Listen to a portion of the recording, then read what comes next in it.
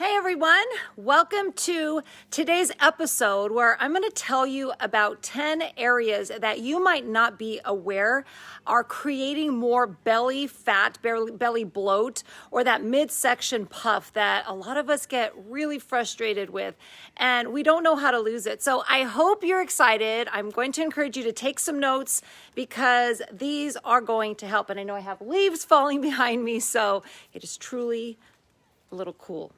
Not super cold, but anyway, before we jump in, I want to just preface this by saying that a lot of us have been doing what we think is going to work in terms of losing stubborn belly fat. And ladies, you get to a certain age and you've been doing all the things. You've been dieting and following all the low carb and all the diet approaches that are said to lose the fat.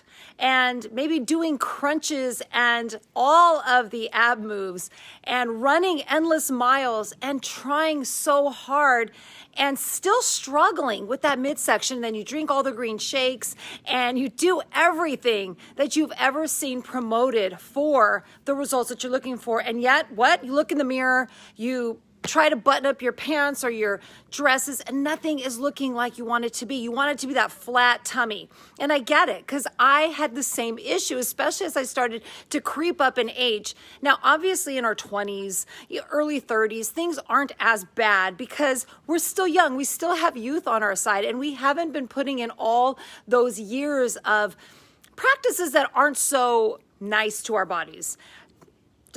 Just saying. So all of that accumulates later on and we start to struggle and then we get frustrated. So all that we know is this. So I get it because I was doing the same thing. We keep turning to the deprivational diets, right? We keep cutting back our calories thinking we need to eat less. But what that does later on in life is it wreaks havoc on our metabolism, our energy levels. We don't feel good. We are constantly hungry and irritated. I mean, how many times I know that I've yelled at my family, my husband, because I'm stressed out because I'm not getting in enough foods. And most of the time that is our fun foods, like our carb foods or the foods that make us feel good. So I want you to live your life. I want you to feel good as well as have the good results. So I'm going to give you 10. And again, write these down. These are some practices you might be doing. You might not even be aware that this is causing an issue in that belly. So the first one that a lot of us get stuck on is doing all the crunches. I mean, how many crunches and sit-ups have you done in hopes that one day those abs are going to pop? The thing about it is your abs are already there. Like you have muscles, you just got that extra layer we got to lose. But what happens when we do endless amount of crunches and sit-ups? What we do is we tighten our hip flexors. And the hip flexors, if you take your hands just underneath your ribs and you meet those little hip bones, your hip flexors are just underneath there. And what that does is it tightens that area. And you know what happens when we tighten our hip flexors and we don't work on extending them and loosening them up again, is that they make our abs or our belly look a little bit more flabby because it's just pinching that area. And I know this is something a lot of people don't even realize, like nobody talks about this, but the more crunches we do, we think we're doing the good thing. But what I'm going to recommend is don't stop doing your ab crunches and sit-ups, but instead of just doing those, think of more Pilates inspired movements. And if you don't know anything about Pilates, it's to help that whole core section. So if you don't know what your core is, I want you to take your hands underneath your ribs, okay? And then all the way around your back. That's the start of it. It's like you're wearing a girdle. Who wears girdles anymore? But it's as though you're wearing a girdle. So it starts right underneath your ribs and it comes all the way down. So you want to kind of take your hands just below your glutes, your booty, and then all the way around. So it's like you're wearing this big band. That is your core section. And when you work on that core section, you help everything. So Pilates helps everything lengthen out. So thinking planks, think of just there's so many moves in Pilates. I mean, there's single leg tap downs, there's rotations, there's just so many moves that aren't just about crunching and tightening up your hip flexors. So if you ever get tight, hold on, I'm coming. My little stand here just busted. So a little action shot there. So if you ever notice when you're doing a core move and you do feel the tightness or the work in your hip flexors, that's just what's happening there. So one area to focus in on, doing more Pilates moves to help alleviate that squishy area. All right, the second thing is one super like sneaky tip is chewing sugarless gum. It sounds harmless, right? We are told to chew sugarless gum because in between meals, we're not going to want to snack as much. We don't throw things in our mouth, and we just stay a little bit more satisfied because we're chewing. But you know what happens when you're chewing a lot is you're getting more air, and that air is going down into your belly. And so it does create a little bit of a bloating thing that's going on in your tummy. Might not be a huge problem, but that could be a reason that a lot of us have that extra little pooch, maybe more than we are comfortable with. And another thing with sugarless, I know your dentist probably tells you to chew the sugarless, but what that is artificial sweeteners that your body can't process. So again, more bloating because of trying to just chew some sugarless gum. It's not a bad thing, but if you notice over time, you might want to try to eliminate that and see if that helps, all right? The next step is stress. Now, this is probably the biggest area of stress, especially biggest area of struggle, especially as we age. We have more stress in our bodies, and when we pump out more stress because we're inundated with life, and this year has been a whole nother issue of stress. But what that does is it pumps more cortisol, the hormone cortisol, into our body. And cortisol is one of those hormones that are supposed to like pump out and go away, right? It's like that fight or flight. Like you see a tiger and you run for your life. But in our day-to-day life, we're sitting at the computers, or we're stressing out internally. And so we're not running away from anything. We're actually faced head on with that tiger all day, every day. So that's accumulating, and that extra pumping of cortisol is directed right into our belly. It actually takes fat from other parts of our body. I know, how amazing is that? And it sends it to our belly. So a really huge help. I mean, I'm giving you a lot of tips today, but this one, I'm going to recommend you start here. Taking time to have time for you. In our program, the Superstar Elite program, I do encourage the women to start off by setting time aside for themselves, taking time to meditate, breathe, start the day with intention, and taking time to focus on themselves and what they need to do and what's going to make them feel the best. Because if you continue to pour into yourself, relax yourself, not only do you feel better and you start to lose that stubborn belly fat, but then you can help other people in a better state of mind. You're not just, for me, again, I was always yelling and stressed out and touchy and triggered very easily. And these are not really helpful reactions to our life. So eliminate the stress, okay? Next, too little sleep. Again, this is probably the second. If I have to say the top two, too much stress and too little sleep. Again, when we're not sleeping enough, and I mean like over an average period of the week, 7 to 8 hours. That sounds crazy in our lifestyle because a lot of people tell me I'm sleeping 4 to 5 hours and I'm getting by. Sure, you're getting by, but you're probably so depleted, you don't even realize the effects that it is taking on your body year after year. So I'm going to encourage you. You don't have to start. If your body's not used to getting that much sleep, start slowly. Start to go to bed a half hour earlier. Get up a half hour later. Whatever you need to do to start to add a little bit more time into your rest. Because again, when we don't get enough sleep, what happens is our body, again, pushes out more of that hormone cortisol. And what does that do? Same thing as too much stress. Not enough sleep, again, too much stress. One other thing, I don't have this on my list of 10, is dieting. So when we're restricting our calories, another aspect of stress on our bodies, because our body doesn't respond well to not getting enough food. It's like trying to drive your car and not putting enough gas in the tank and expecting it to continue to drive. Obviously, it doesn't run efficiently, so neither does your body. So if you continue to deprive yourself of calories and nutrition, what happens is more stress. So you can see there's 3 of them that are causing a lot of extra stress in that cortisol. The next tip is getting too much fiber. And I know fiber is good. We need to get our fiber. But when we're eating too much too quickly, it will kind of create issues in our belly. We will have that little intestinal bloating. And too much sugar is another issue where it will cause that just the bloating, the gassiness, it's the discomfort in that midsection. So look at what you need to do. Maybe you can cut back and slowly increase your fiber intake to what you should be getting for your health reasons. And then sugar, try to eliminate it if it's becoming a problem. Now, I'm not a proponent. I never, ever ask anybody to do anything deprivational or restrictive. But I always ask that you find what works for your body. You know your body better than anybody else. So play around with some of the foods that are agreeing with you. And if you're just eating too much fiber at one point, I know sometimes we'll just go and have a lot of it. And then we're like, oh, I'm so bloated and I just feel so gassy. move back a little bit, pull back, and then allow your body to acclimate to it slowly, little steps forward. So too much fiber and too much sugar will cause that retention as well.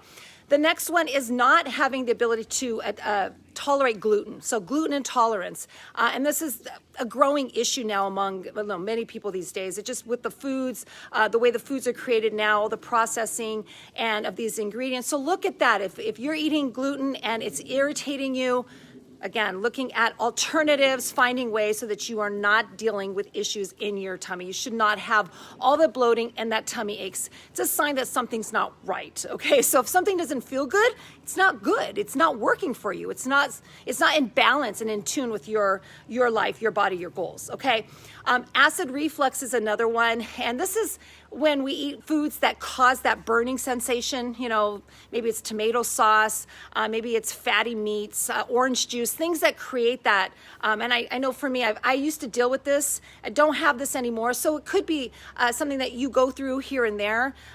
Just looking at, again, at the foods that cause the problem. If you're getting issues, say maybe a half hour to an hour after a meal, look at what you ate. And over time, if it's those same trigger foods, start to eliminate them, cut back and find alternatives. You're going to feel better and your body's going to respond a lot better too. All right, number 8, constipation. So the opposite of getting too much fiber, not maybe getting enough, not drinking enough water, not eating the correct amount of foods, so you're constipated. Now, obviously, if you have all the sitting in your intestines and your body and not eliminating it, it's going to cause a bloat. So looking at your foods, being very mindful. I always encourage tracking your foods, not so much for the calories, but more about what am I getting that's agreeing with me? And after I eat, do I have issues? Are there belly aches, issues? Am I tired? Am I feeling really funky? Sometimes the foods will be a huge trigger, and we need to look back and figure out, okay, what do I need to eat instead? And the last 2, we have dairy intolerance, much like gluten intolerance. It's when the body can't break down, the dairy products. So you just want to look at that issue as well. Maybe eliminate those foods and find alternatives. If you can have milk, have almond milk or something else to that nature, and just find those alternatives that works. And if you find something that doesn't work, then keep trying. You will find something that agrees with your body. And then the last one, and I will go over these 10 tips, is too much sugar. I already said that. Too much salt, too much sodium. Read your labels. If you're eating canned foods, a lot of processed foods, a lot of sodium is going into those to create that flavor. So look at how much sodium you're getting in a day. That sodium is going to cause that bloat because what it does is it retains water. And when you're holding onto water, just think of a towel. If you wet the floor and you get your towel and you sop it all up, now all that water's in the towel. It's what your body's doing when you're having a lot of salt. It's just like sopping up all that water, and so obviously you're going to retain it. You're going to feel bloated. You're going to be heavier if you were to step on the scale in that time. So eliminating or cutting back on your sodium intake, drinking more water, and finding the best balance. So I'm going to go over these 10 again with you so you can take notes or refresh. If you guys have any questions, feel free to comment below. I'm here to answer, and I will answer your questions. The first issue with belly fat, belly bloat, or just that belly area not coming to the point that we're working so hard for it to be, is doing a lot of crunches and sit-ups. Again, it creates tight hip flexors, which just creates that look of just a pooch there. It's not helpful for us. So doing more Pilates-inspired moves will help balance that out. You could do the crunches and sit-ups, but don't just do those, okay? The next thing is chewing sugarless gum, because again, the act of that chewing, a lot of chewing creates a lot of air, and our tummy makes us feel a little bit more bloated, look a little bit more bloated, and that sugar-free, those additives, your body can't process them, so it does create that, the bloating sensation in your tummy. The next thing is too much stress, not dealing with stress or taking care of you, at the base of it all, trying to just keep going with life and not really dealing with that stress, because the cortisol, that hormone cortisol is pumping into your body at all times. It just go, go, go, go, go. And all the body does is it responds by accumulating more in the belly fat. So looking at your stress levels and how you can reduce them or find ways to handle that. The next one is not enough sleep. So again, looking to getting more to close to the 7 to 8 hour a night sleep at an average. If you get 6 one night and then 10 the next day. Try to average it out in a weekly basis, because again, not getting enough sleep, again, another issue of too much stress, too much cortisol. And then the one I snuck in here, so it's actually 11 tips, is dieting, too much deprivational dieting, because over and over again, that diet, not getting the right amount of nutrition and calories, your body responds by being stressed out. The next one is too much fiber and too much sugar can create, that feeling, that puffy feeling. It's not a good feeling. So eliminating, starting slow with your fiber intake and reducing your sugar intake to find that balance that you feel your best. Too much gluten, or just not being able to tolerate gluten. Looking at the foods that you're eating, maybe they're bugging you. Maybe you don't feel good after a meal. Well, what did I eat? Did I have a sandwich? What kind of bread did I have? Did that bother me? Should I have other alternatives to help my body respond better? And does that help?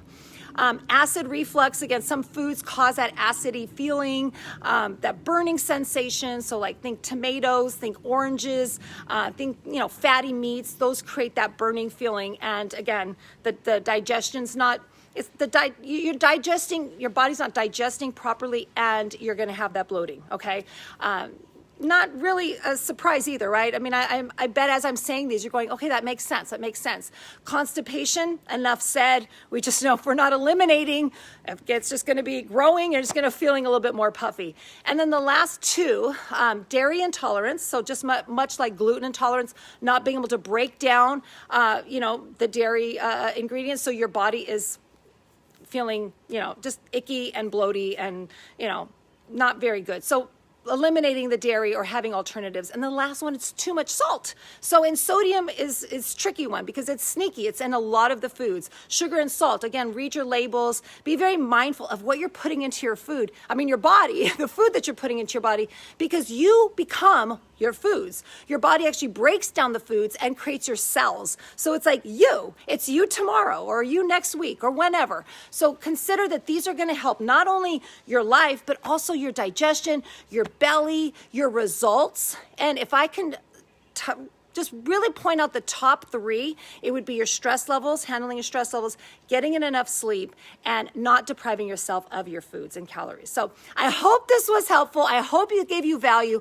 Please comment or post below if you have any questions or comments. I value you, and I am so thankful that you're here. Now listen, I'm going to be doing talks like this a few times every week in our new free Facebook support group. So we're going to post a link for that below. If you're interested, you can pop into that group.